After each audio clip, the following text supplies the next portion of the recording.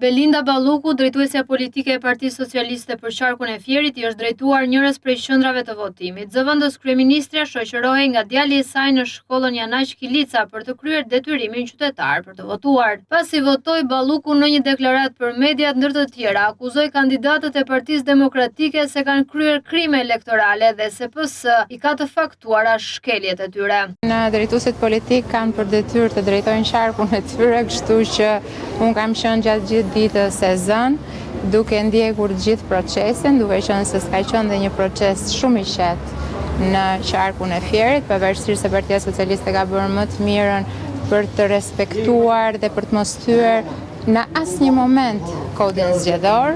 dhe dua të përgëzoj të gjithë kandidatët e listës Partisë Socialiste për sjelljen shëmbullore që kanë pasur gjatë ditës sotme dhe që do të kenë deri në fund të këtij procesi, gjë e cila besoj që ju e keni faktuar vetë, sepse kanalet tuaja kam qenë duke ndjekur deri tani, nuk është respektuar nga kandidatët e partive të tjera. Tani kjo është një histori e gjatë që na ka ndjekur gjatë gjithë fushatës dhe unë dua të them vetëm kaq. Ne flasim me fakte, me prova, me evidenca. I keni parë në për ekranet e televizioneve sot se si kandidatët për deputet të listës së Partisë Demokratike kanë dhunuar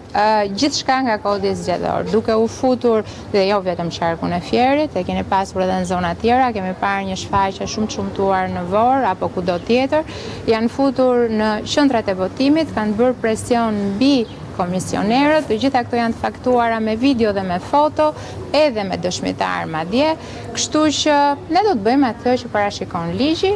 e kemi deklaruar këtë publikisht, janë kallëzime të cilat bëhen nga skuadra ligjore e Partisë Socialiste këtu në Fier, për gjitha rastet që kanë bëjnë me qarkun e Fierit, ndërkohë për sa i përket deklaratave të Partisë Demokratike, për të thënë të drejtën, as nuk i lexoj fare, sepse nuk kanë asnjë pikë të vërtetë dhe është humbje kohe që t'i lexosh.